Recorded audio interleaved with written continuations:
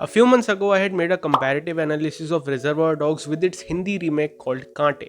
After that, I made a comparative analysis of Chef 2014 and its Hindi remake from 2017. I consider Kaante to be a loose adaptation of the source material, that is Reservoir Dogs, but Chef 2017 is an official remake of the 2014 John Favreau film. Hence, to me, Kaante is quite a fun and entertaining film. While Chef, though a decent film in and of itself, frustrates me with the unnecessary changes made to the story and especially to the character. In the last few years, Bollywood has made countless remakes of South Indian movies. Films like Vikram Vedha and Kabir Singh hold on to the essence of the original because they are again made by the same director. Hence, they are a scene to scene remake of their South Indian counterpart. And that's why I think both of them are good remakes, even though I prefer the original Vikram Vedha over the Hrithik Roshan one. Adapting a South Indian film into Hindi language is comparatively easier than adapting a Hollywood or some other language film because a South Indian film still has the elements of Indian culture which are relatable across languages in the country. In this video, I'll be taking two films into account. One is Laal Singh Chaddha, which is a remake of Forrest Gump, and other is Dil Bechara, which is a remake of The Fault in Our Stars. Before we begin, I'd like to address something. If someone comes up to you and tells you that Dil Bechara is a very good film and the best of Sushant Singh Rajput, unfortunately he or she is lying. Sushant Singh Rajput has done some amazing films in his career, but Dil Bechara is not one of them.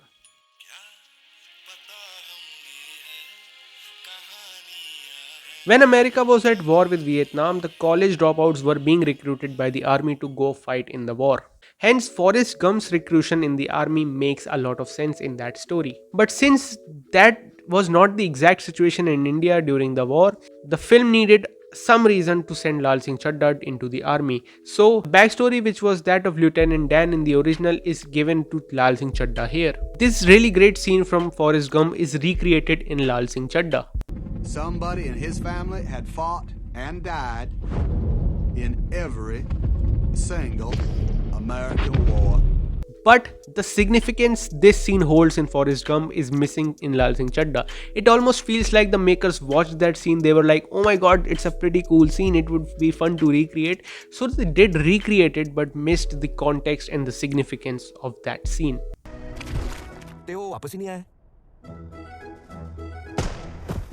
मेरे परनाना वो world war number 2 दी जंग से नहीं लौटे और जो मेरे परनाना थे वो वर्ल्ड वॉर नंबर 1 से नहीं लौटे जी.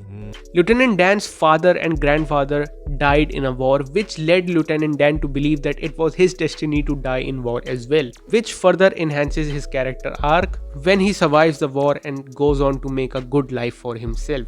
But in the Hindi remake, this scene exists so that we can get a sense that, oh, it's Lal Singh Chaddha's destiny to go into the war, which doesn't make a whole lot of sense. Plus, the entire character of Lieutenant Dan is removed from the film, which is not something I personally liked. In this next scene, Forrest Gump straight up says, Well, you ain't got no legs, Lieutenant Dan. This scene represents Forrest Gump's inability to understand metaphors. He takes everything literally and on its face value. And notice how Forrest doesn't say this awkwardly. He just states a fact and he doesn't even realize that he is being insensitive. Again, a similar scene exists in Lal Singh Chaddha as well, but what made the scene work in the original is not understood by the makers. सोचा थोड़ी सिलाई machine चला लो पर पाजी ਤੁਹਾਡੇ तो पैर नहीं है ना. Lal not only is able to deduce that the guy is talking about working with a machine that requires legs and he doesn't have legs, Lal says it out with a bit of awkwardness in his demeanor, as if signifying that he understands that what he's saying is actually insensitive. I personally think an alternative of this scene could have been the guy coming up to Lal Singh Chaddha and saying, "हम भी business के मैदान में कदम रख के देखें," and then Lal Singh going on to say कि आपके तो पैर ही नहीं है, without any sense of realization that he's insensitive.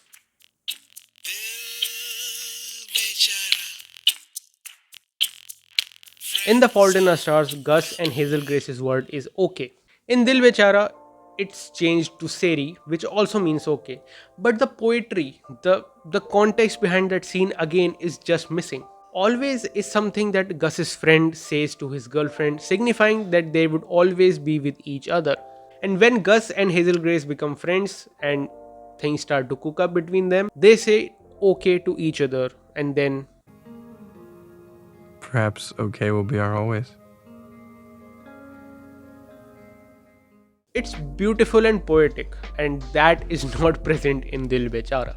It just exists because it exists in the original without the understanding of why it exists in the original or what makes it beautiful in the original. The character of Augustus Waters, played by Ansel Elgort, is a charming and very likable character with some deep philosophical understanding of life, apparently. It's a metaphor, see?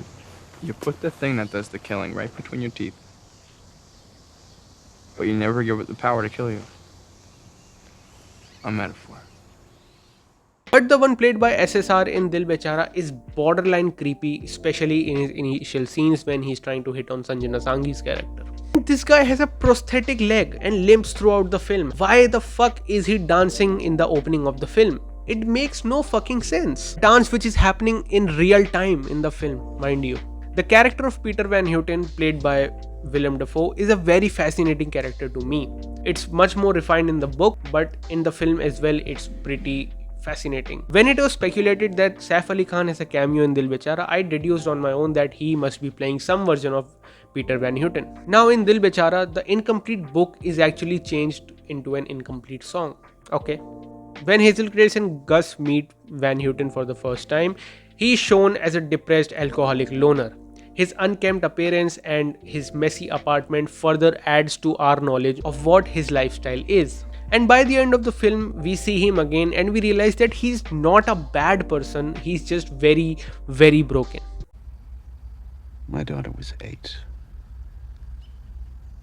She suffered beautifully for so long. Now in Dil Bechara, not only is Saif a well-organized and well-kept stud, he's also a fucking lunatic.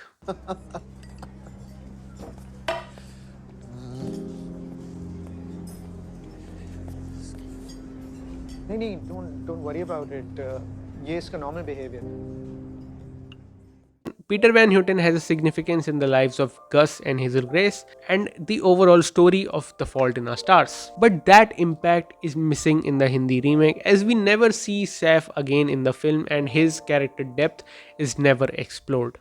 Now that we have understood the importance of context while recreating and remaking a film, it's not very far-fetched to say that the makers don't fully understand what makes a film great before remaking it into their own language. I am of the belief that little details add a lot to the film, and when you change those very little details, the entire meaning of the film and the character arc is completely different.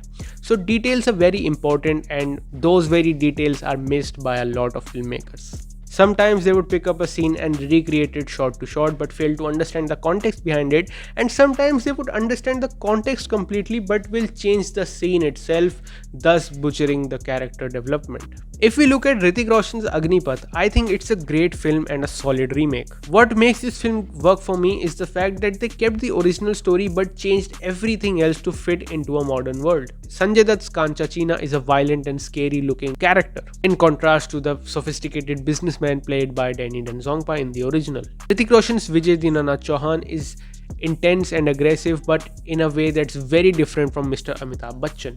While the basic story and the name is same, the original Agneepath and the remake Agneepath are two very different films, and both of them are really great.